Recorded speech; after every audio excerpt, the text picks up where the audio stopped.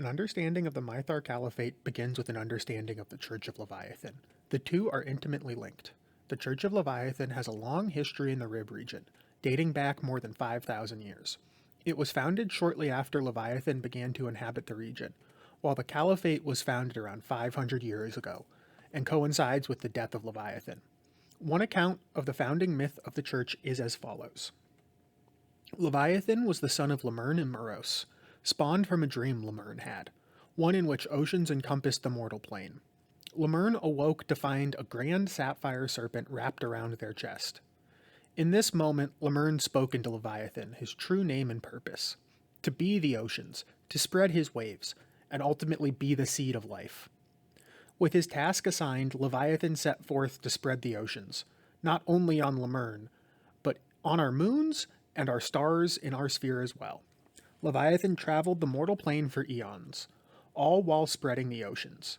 During this time, many things happened: the creation of the first life, the flesh sculpting, and the rise and fall of many lesser gods. Eventually, Leviathan had fulfilled his purpose. The ocean had reached all corners of the mortal plane. With his duty complete, Leviathan returned to Lemurn to find a new duty. Instead of finding Lemurn when he returned, he found many small communities of humans living in an inhospitable desert. Leviathan then knew his new purpose. It was to care for these humans, allow them to flourish. After all, they were his brothers and sisters, the offspring of Lemurn. First, Leviathan looked to the west and created a great ocean. Then, to ensure the people would be able to fully utilize the land, he pulled the veins from his body and laid them on the ground so that water might flow freely in the desert. His final gift was to elevate the tribes of the people who lived in this land, to be his exalts.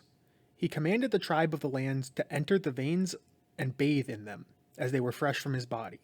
As the people of the land entered the veins, they were flooded by his divine power, and began to undergo changes, turning into blue tieflings.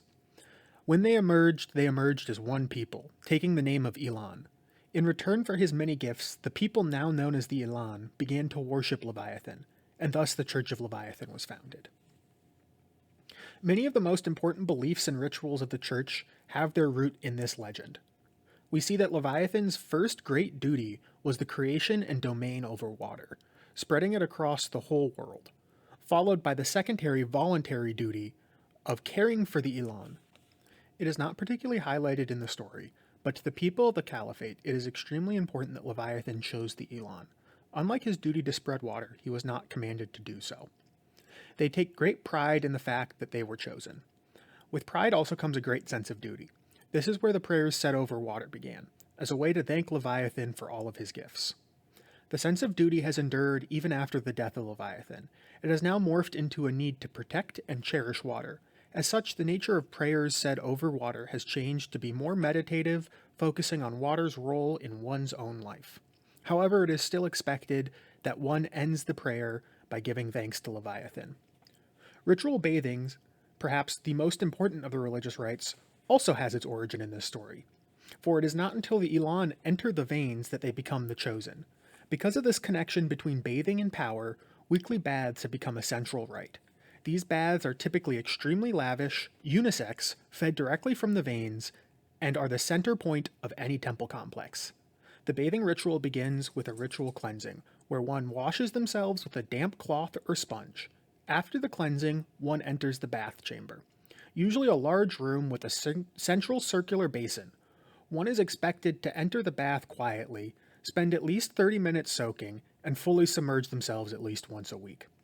After exiting the bath, it is typical that one will use a perfume made from a cactus flower that was favored by Leviathan. While less important to the belief and practices of the church, the legend also makes a connection between Leviathan and Lemurn. With Lemurn being the primary progenitor god, the link is important for establishing Leviathan's significance in the world. Being a direct offspring of potentially the most powerful god makes Leviathan a potent force. As such, this power has been important for both the initial expansion of the church and caliphate and the continued position in the world. Another of the most important myths for the church is the death of Leviathan. The legend takes place about 500 years ago, during a time of great prosperity. Leviathan summoned his favorite priest.